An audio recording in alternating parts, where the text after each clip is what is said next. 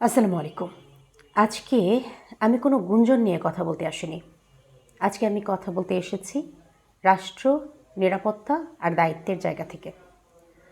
কারণ একটা দেশ যখন নির্বাচনমুখী হয়, যখন সন্ত্রাস, অস্ত্র, গুজব আর আতঙ্ক একসাথে মাথা তোলে, তখন কিছু প্রশ্ন শুধু রাজনৈতিক থাকে না, সেগুলো হয়ে যায় জাতীয় প্রশ্ন।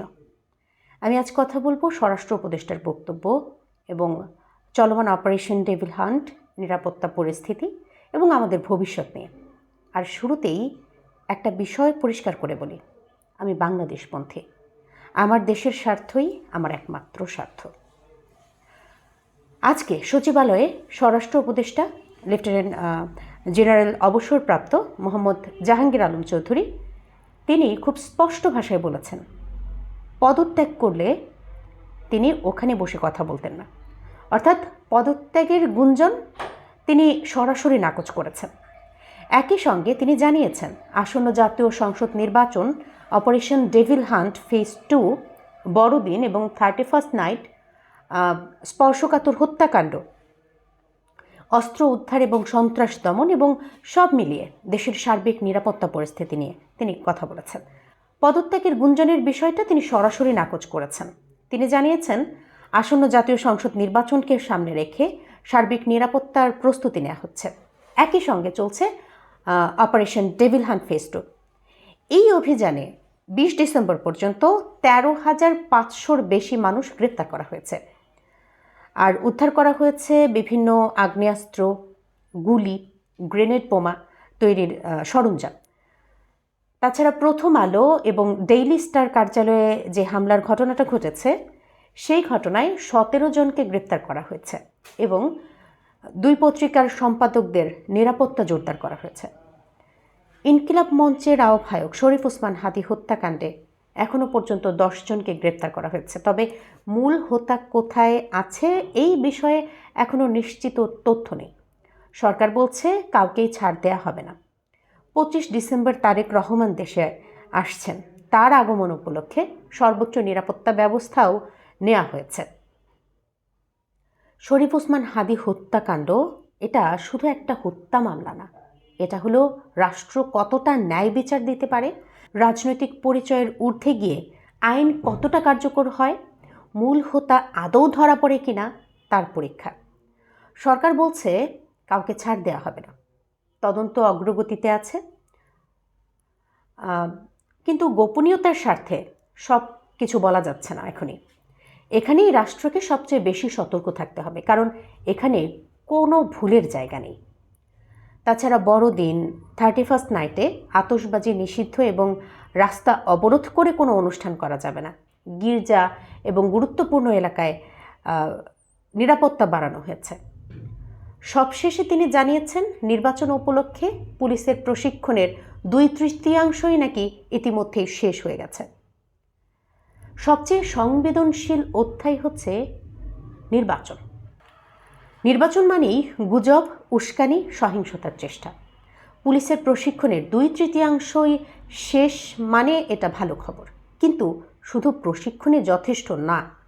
দরকার রাজনৈতিক সহনশীলতা, দরকার জনগণের সচেতনতা, দরকার আইনের প্রতি শ্রদ্ধা। এখন সম্ভাব্য সমাধান বা করণীয় নিয়ে যদি বলি, আইন শৃঙ্খলা বাহিনীকে কাজ করতে দিতে হবে। গুজব যাচাই করা ছাড়াই শেয়ার করা বন্ধ করতে হবে। সহিংসতা উস্কে দেয় এমন রাজনীতি প্রত্যাখ্যান করতে হবে আমাদের। বিচার যেন দৃশ্যমান হয়, এটা রাষ্ট্রকে নিশ্চিত করতে হবে। কারণ রাষ্ট্র যখন দুর্বল হয়ে যায় তখন সবাই ক্ষতিগ্রস্ত হয়। এখন প্রশ্ন আপনার কাছে, আমরা কি আইন চাই নাকি বিশৃঙ্খলা? তাছাড়া আমরা কি শক্ত রাষ্ট্র চাই নাকি এই গুজবের দেশ আমরা চাই? আমরা কি ন্যায় বিচার চাই নাকি পছন্দের অপরাধীকে আরও থাকতে দিতে চাই? আর সবচেয়ে বড় প্রশ্ন, দেশের স্বার্থে আমরা কি দল, ব্যক্তি, মতাদর্শের ঊর্ধ্বে উঠতে পারি? আমি পারি, কারণ আমি বাংলাদেশপন্থী। আমার দেশের স্বার্থই আমার স্বার্থ। আপনি কি পারেন? ওসমান হাদী হত্যাকাণ্ডের দায়ে পদত্যাগের দাবি কেন উঠেছে এই বিষয়টা একেবারেই ক্লিয়ার। এখন আসি আসল জায়গায়। স্বরাষ্ট্র উপদেষ্টার পদত্যাগের দাবি উঠেছে ওসমান হাদি হত্যাকাণ্ডের পর থেকেই। এই দাবির পেছনে যুক্তিটাও খুবই স্পষ্ট। যারা এই দাবি তুলেছেন তাদের বক্তব্য হলো, রাষ্ট্র যদি একজন আলোচিত রাজনৈতিক কর্মীকে নিরাপত্তা দিতে না পারে তাহলে স্বরাষ্ট্র মন্ত্রণালয় ব্যর্থ, এতে কোনো সন্দেহ নাই। আর স্বরাষ্ট্র মন্ত্রণালয়ের দায়িত্ব যার কাঁধে, তার কাছ থেকেই নৈতিক দায় চাওয়া হচ্ছে। এই কারণেই ওসমান হাদি হত্যাকাণ্ডকে কেন্দ্র করে স্বরাষ্ট্র উপদেষ্টার পদত্যাগের দাবিটা সামনে এসেছে। যারা পদত্যাগের দাবি তুলেছেন তারা বলছেন হত্যাকাণ্ডটি আগাম ঝুঁকিপূর্ণ ছিল। আগে থেকেই বারবার ওসমান হাদিকে কল করে বিভিন্ন মাধ্যমে, দেশি এবং বিদেশি বিভিন্ন মাধ্যমে তাকে প্রাণনাশের হুমকি দেওয়া হচ্ছিল, কিন্তু তার নিরাপত্তা কিন্তু জোরদার করা হয় নাই। তার নিরাপত্তা জোরদার করা যেত। রাষ্ট্রীয় ব্যর্থতার দায় স্বীকার করা দরকার।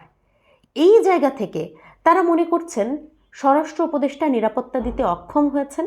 এই যুক্তি পুরোপুরি অযৌক্তিক তো বলা যাবে না, কারণ গণতান্ত্রিক রাষ্ট্রে নিরাপত্তা ব্যর্থ হলে দায়ের প্রশ্ন আসেই। কিন্তু রাষ্ট্রীয় বাস্তবতা এখানেই শেষ না। এখন প্রশ্ন হলো, পদত্যাগ কি এই সমস্যার সমাধান? কারণ বাস্তবতা হলো, হত্যাকাণ্ডের পর যৌথ বাহিনী কাজ শুরু করেছে, একাধিক আসামি গ্রেপ্তার হয়েছে, সরকার বলছে মূল হোতা ধরার চেষ্টা চলছে, তদন্ত এখনও চলমান। অর্থাৎ রাষ্ট্র হাত গুটিয়ে বসে কিন্তু নেই। এখানেই তাই আরেকটা প্রশ্ন আসে, তদন্ত চলাকালে অপরাধীরা ধরা পড়ার আগেই দায়িত্বশীল ব্যক্তির পদত্যাগ, এটা রাষ্ট্রকে কি আরও দুর্বল করবে না? এখানে আমি খুব পরিষ্কারভাবে বলি, আমি কোনো হত্যাকাণ্ডকে হালকা করে কিন্তু দেখছি না।